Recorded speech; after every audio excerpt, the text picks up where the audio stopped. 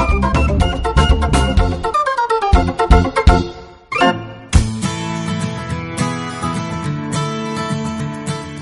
adik-adik, apa kabar? Kalian pasti suka dengan makanan yang satu ini, yaitu tahu.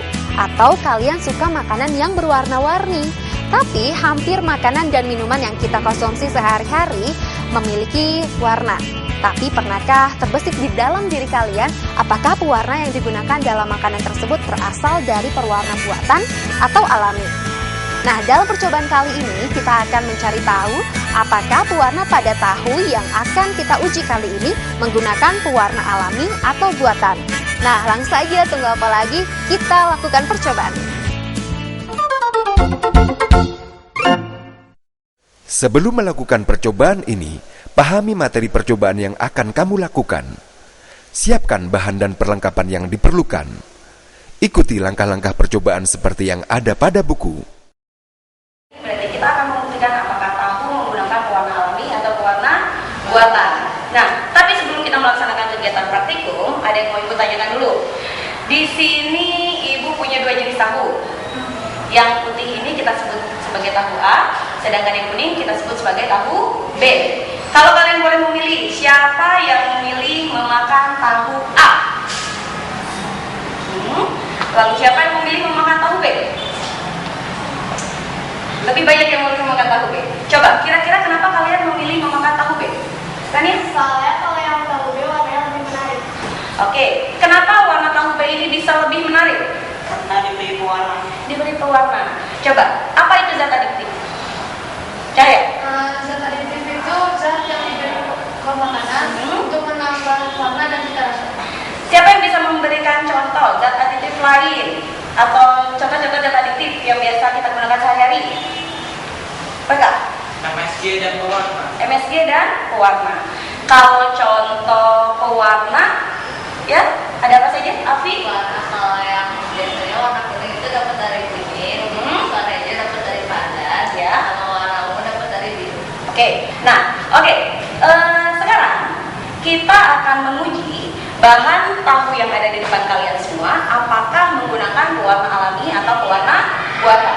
Oleh karena itu, silakan kalian observasi dulu kedua jenis tahu yang ada di hadapan kalian, lalu tuliskan hipotesisnya di lembar yang sudah disediakan.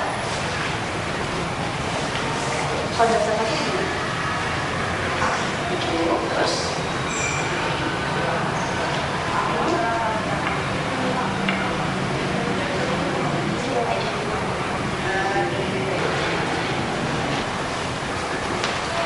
Di sini sudah ada dua jenis hipotesis. Dari kelompok pertama mengatakan bahwa tahu A menggunakan warna alami, tahu B menggunakan warna buatan. Sedangkan dari kelompok kedua menyatakan bahwa tahu A menggunakan warna buatan dan tahu B menggunakan warna alami. Ini akan kita buktikan melalui percobaan. Tapi sebelumnya, langkah-langkah apa yang harus kita lakukan? Ya, silakan tanya. Membuat rencana percobaan dan langkah-langkah. Oke, ya silakan kalian mulai.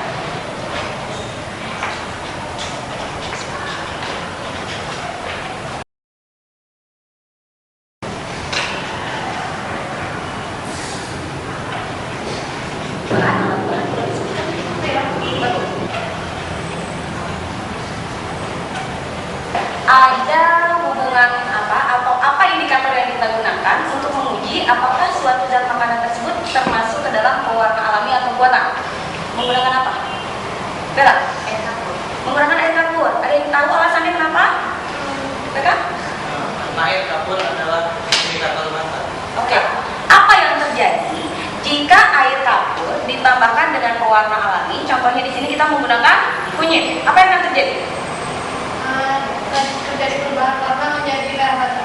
Berarti ketika melaksanakan praktikum nanti kalian harus bisa menentukan apakah zat yang digunakan itu mengalami perubahan warna atau tidak. Bisa semuanya? Bisa. Silakan dimulai. Jangan lupa nanti hasilnya kalian tuliskan di tabel hasil pengamatan, ya.